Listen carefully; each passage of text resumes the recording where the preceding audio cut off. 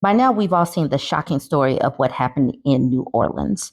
And, early on, there were all kind of theories. Was it a terrorist attack? Was it migrants? What was it? Was he in ISIS? What is going on? But it comes down to, could this have been because he snapped because of a divorce? So this article was from ABC. It says New Orleans attack suspect Shamsud-Din Jabbar's divorce filings point to financial difficulties.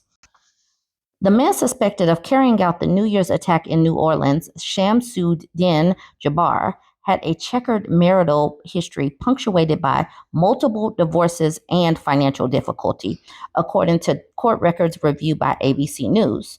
The records also show that after his military service, Jabbar worked for two of the nation's largest professional services firms, Ernst & Young and Deloitte, as he aimed to grow his own fledgling real estate business.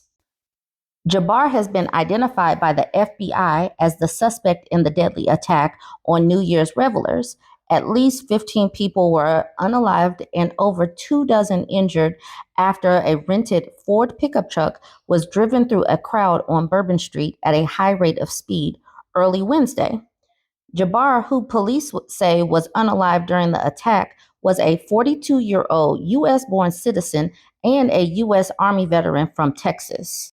As of 2022, while employed by Deloitte, documents show Jabbar was making close to $125,000 a year, a salary which was chipped away by court-ordered payments for his children from a past marriage and weighed down by credit card and mortgage debt.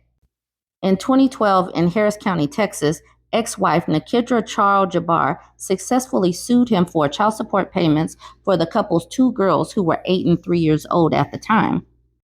4 years later, in 2016, Jabbar filed for divorce from another wife, Tiara Simone Jabbar, in DeKalb County, Georgia. The complaint form, filled out in handwriting, says the two married in September 2013, but separated less than 2.5 years later, in February 2016.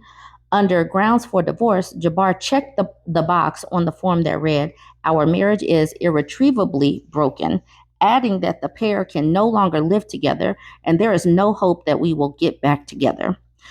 In July 2020, in Fort Bend County, Texas, Jabbar filed for divorce from wife Shaneen Chantel Jabbar, whom he married in November 2017, according to court filings. But the pair jointly sought to dismiss the suit only a month after it was filed, saying they both no longer desired to prosecute his or her respective suits against the other party, a request that the court granted.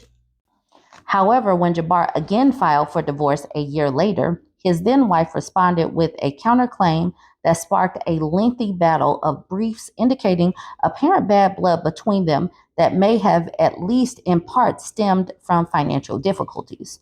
In one filing, Shaneen's lawyer accused Jabbar of flagrant disregard of his financial duties to their household, alleging that during their marriage, Jabbar was entrusted with the management, control, and disposition of substantially all community estate funds. Though Shaneen trusted and believed her husband would faithfully execute his management, he violated their fiduciary relationship, his soon-to-be ex's lawyer alleged. Shamsud-Din Jabbar has intentionally and in flagrant disregard of the duties as manager and trustee of the community funds mismanaged the community estate, all in fraud of his wife's financial interest, she said. Shaneen's filings also claim that Jabbar withheld important information from the court about his retirement savings, with one record from July 2022 alleging Jabbar had failed to produce statements showing his participation in the retirement plan at Ernst & Young's where the filing indicates Jabbar worked prior to joining Deloitte. The acrimonious split from Shaneen also featured Jabbar breaking with his own lawyer, attorney Robert Tsai, who represented Jabbar in his 2012 divorce, withdrew from the case in September 2021, citing an inability to effectively communicate with his client in a manner consistent with good attorney-client relations. Court records indicate Jabbar represented himself through the remainder of the divorce proceedings. In court records, Jabbar laid out some of his financial difficulties as he explained why he sought a divorce settlement that would have the couple selling their house and splitting the proceeds. The property management firm Jabbar founded, Blue Metal Properties, was failing to produce any revenue and was in fact losing money, per his submissions to the court. Time is of the essence, he wrote in an email to his wife's lawyer on January 6, 2022. I cannot afford the house payment. It is past due in excess of over $27,000 and in danger of foreclosure if we delay settling the divorce. The home was not in default at the time we agreed to the temporary orders. I misunderstood the terms of the loan modification I had applied for at the time. Jabbar's filings in the 2022 divorce from Shaneen show he was already responsible for paying $2,200 in child support per month following his divorce from Nikidra. Ultimately, Jabbar was ordered to pay an additional $1,353 a month in child support to help care for the son he shared with Shaneen, according to the documents. The court ordered Deloitte to withhold the extra child support from his paychecks. His ex-wife Shaneen got the house despite Jabbar's asking that the asset be sold and proceeds split, court records show. She received primary custody of their son, though Jabbar got visitation rights, the court record said. During their divorce, court records show both Jabbar and Shaneen took 4 hours instructions on parenting from the Texas Cooperative Parenting course, and each received a certificate indicating they had successfully completed the course and were hereby committed to working with the other parent in the best interest of their child or children. Jabbar's is dated August 20th, 2021. Shaneen's is dated August 30th, 2021. So this man was unstable, having relationship issues, married and divorced 3 times in like a decade, and maybe that is what caused him to snap. Now, if you saw what was going on with Trump, the right, and their spokespeople over on Twitter, you would see that they're jumping to conclusions. Yeah, they brought in the migrants, they brought in ISIS, they brought in all kind of stuff, and they like literally, if they would have just waited for some actual information, they would have seen this stuff come out. So now I want to talk about some of the things that they, like Ron Philip Kelsey says, the problem with waiting a few hours after an incident like New Orleans is that you might have to post facts, and facts get you far fewer clicks than lies. And the owner of the site pays for clicks, not truth. So this is a deleted post from a Newsmax host, Rob Schmidt. He said, great start to the year. Democrat open border policies welcome a horror show in New Orleans. Don't expect an apology. They'll respond with a middle finger, working tirelessly to block immigration reform. And this is what VP Trump said. When I said that the criminals coming in are far worse than the criminals we have in our country, that statement was constantly refuted by Democrats and the fake news media. But it turned out to be true. The crime rate in our country is at a level that nobody has ever seen before. Our hearts are with all the innocent victims and their loved ones, including the brave officers of the New Orleans Police Department.